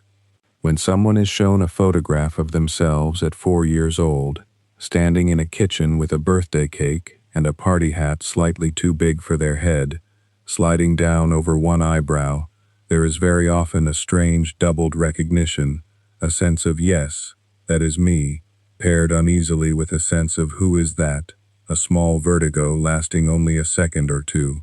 The photograph does not resolve this doubling, it simply holds both truths at once, refusing to let either one collapse the other, refusing to let the viewer settle comfortably into a single answer. And it does this work largely because someone else took the picture, someone else knelt down with a camera and waited for the candles to be lit, kept the picture for years in a box or an album, pulled it out of a drawer decades later and said, "Look, this was you," in a tone that assumed the claim needed no defending. Shared stories do something similar, though they are less fixed than photographs, more prone to drifting slightly with each telling, the way a stone in a river slowly changes shape from being handled by the current, worn smooth in places nobody planned. A family retells the story of the time the car broke down on the way to the coast, stranded on some shoulder with the hazard lights ticking, or the time a grandmother mistranslated a menu and ended up eating something entirely unexpected, to general delight, and every retelling folds the listener a little more firmly into a version of themselves that existed at the time of the original event, even when the listener was too young at the time to have understood what was happening. Psychologists who study autobiographical memory have noted that a surprising amount of what feels like personal recollection from very early childhood is not, in fact, a direct memory of the event at all, but a memory of having been told about the event so many times, with such warmth, over so many holiday dinners, that it has taken on the exact texture of first-hand experience, indistinguishable from the inside. The self, in these cases, is partly assembled out of borrowed material, out of stories that other people were kind enough, or amused enough, to keep repeating long after the original moment had dissolved. Records extend this even further, into territory that has nothing to do with warmth or affection at all. A birth certificate filed in a county office, A school transcript sitting in a filing cabinet somewhere with a slightly bent corner.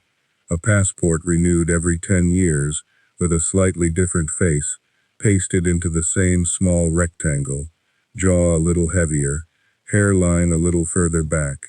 These are bureaucratic, indifferent, entirely unsentimental, and yet they perform exactly the same function as the family story told at dinner. They insist, on behalf of institutions that do not care one way or another, that the person standing at the counter today is continuous with the person named in the ledger from years earlier. Before printed photographs existed widely, before fingerprinting became routine sometime in the early 20th century, communities relied on something even more fragile to accomplish this same task, which was simply the word of people who had known someone a long time, a neighbor vouching that yes, this is indeed the same man who left the village a decade ago, now returned older and weathered and changed, his voice deeper, his shoulders stooped, was for centuries the primary technology by which identity across time was verified at all, the only ledger anyone needed. Care does this work too, in a way that is easy to overlook, precisely because it is so constant, so woven into the texture of ordinary days that it rarely announces itself.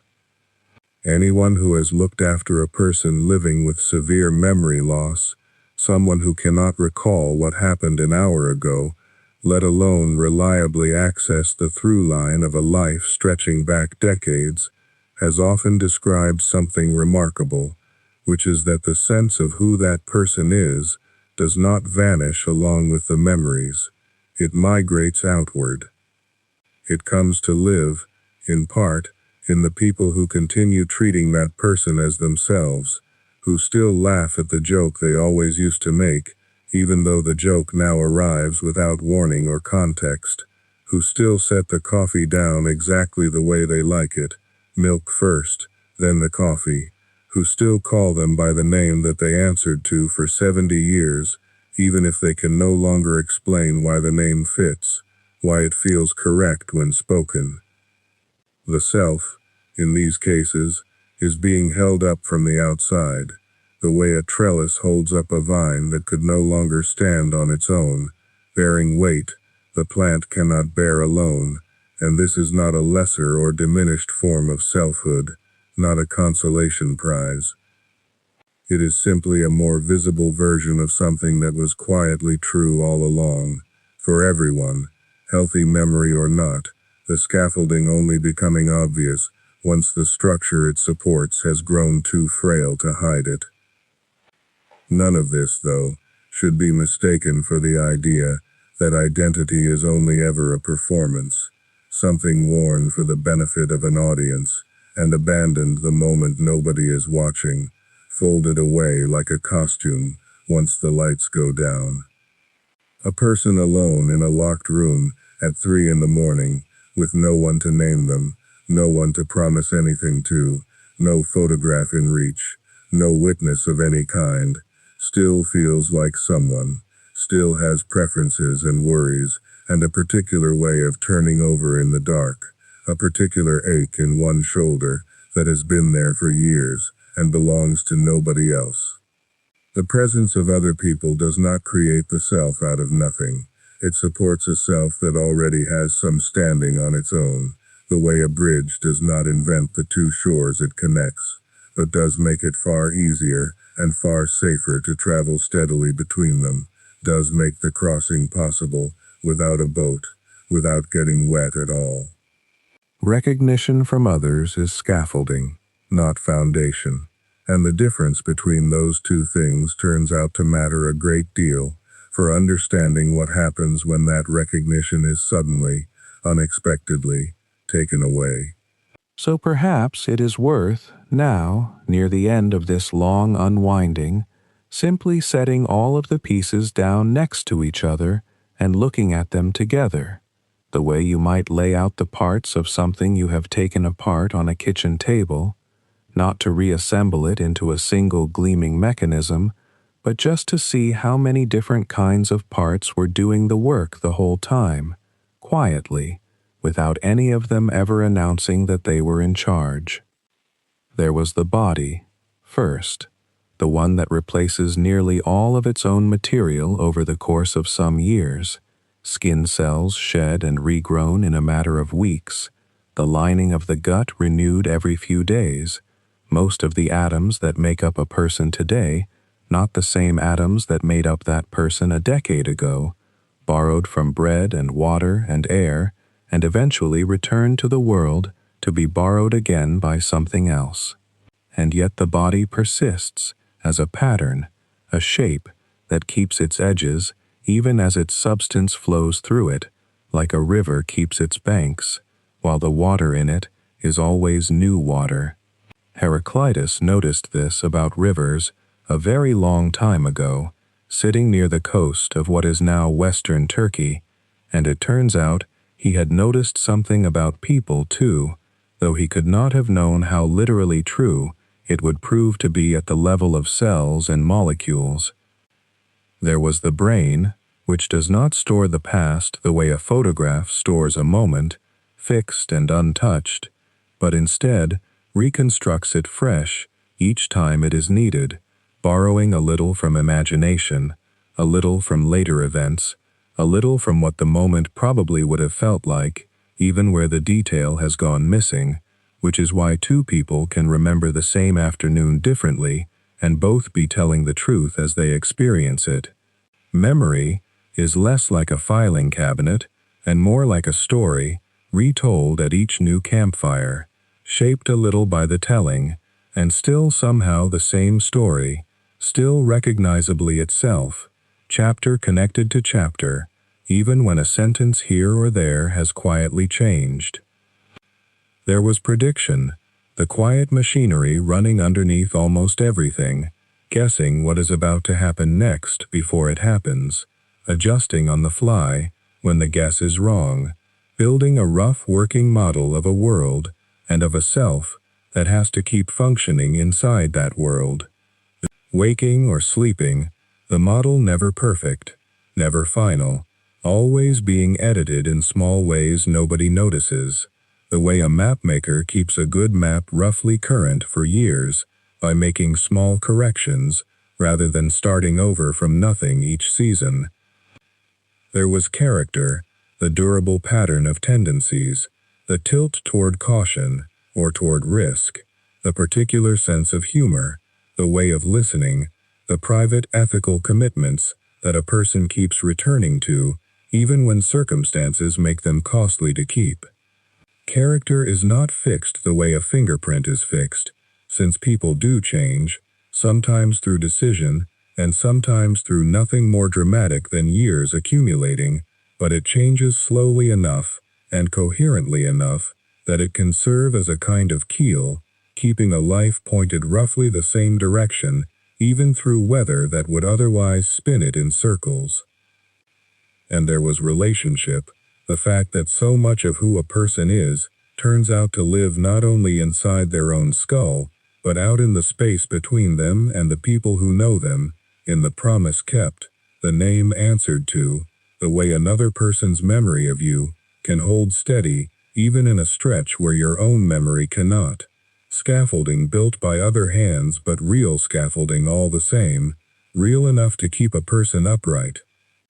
None of these, on their own, can bear the entire weight of the question of why someone still feels like the same person they were years ago, or even the same person they were yesterday. The body changes its matter completely, and still holds its shape. The brain changes its stored past, with every retelling, and still tells a continuous story. The predictive machinery updates its guesses constantly, and still produces a stable-feeling world to wake up into each morning. Character shifts slowly across a life, and still keeps enough of a through line that old friends can say, years later, that's exactly like her, that sounds just like him. And relationships hold a version of a person steady, even in moments when that person cannot hold themselves steady on their own. What seems to be true, as best as anyone studying this can currently tell, is that identity was never a single thread, running unbroken from birth to this exact moment, waiting to be found intact if only someone looked hard enough. It was always more like a rope, many separate strands twisted together, no one strand running the full length unbroken, and yet the rope as a whole holding, because it does not depend on any single strand carrying the entire load by itself. Cut one strand and the rope frays a little but does not fall apart. Lose access to old memories, and the body, and the ongoing predictions, and the people who know you can still hold the shape. Lose the old body's cells one by one over years, and the pattern, the memories, the character, the relationships, can still hold the shape. This is, if anything, sturdier than a single unbroken thread would be, not less sturdy, because a single thread can be cut clean through, while a rope of many strands has to be unraveled all at once, strand by strand, which almost never happens, and when it does happen, as with severe illness or profound loss, what tends to remain is still remarkable in how much it manages to keep. And this brings the question back, gently, to right now, to this particular night, to a body lying still somewhere, with its breathing slowing, and its thoughts loosening at the edges, the way thoughts do on the way towards sleep. In a few hours, or in one, the brain lying here will do something it has done every night for as long as there has been a here to speak of. It will let its ongoing model of the world quiet down nearly all the way, let its stream of prediction narrow until barely a coherent narrator remains, drift for stretches through a version of the mind so different from waking thought that dream researchers still argue about how much continuity survives inside it.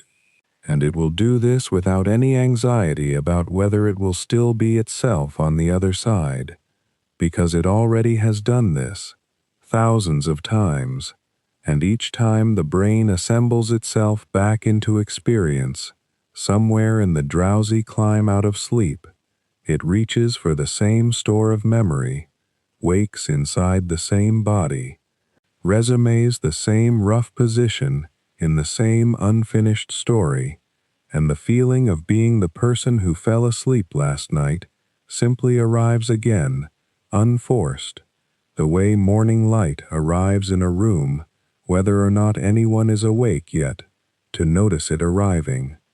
Nothing about tomorrow morning requires that the atoms be the same, since they will not be, not exactly.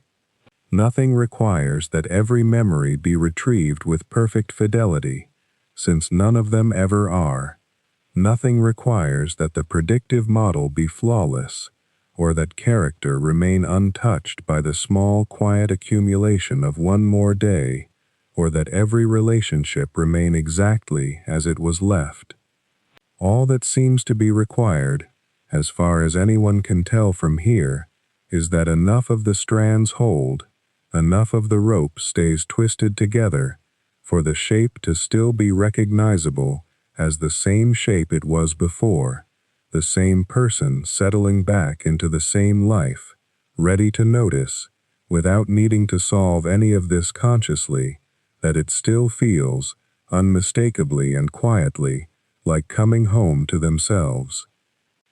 So whatever is carrying you now, out past the edge of thinking, and into whatever comes next, does not need to be a single thread holding perfectly still through the night. It only needs to be enough of what has always been there, held loosely, held together, waiting the way it always has to be picked back up again in the morning, by someone who will feel, without even having to check, that they are exactly who they were. Rest well.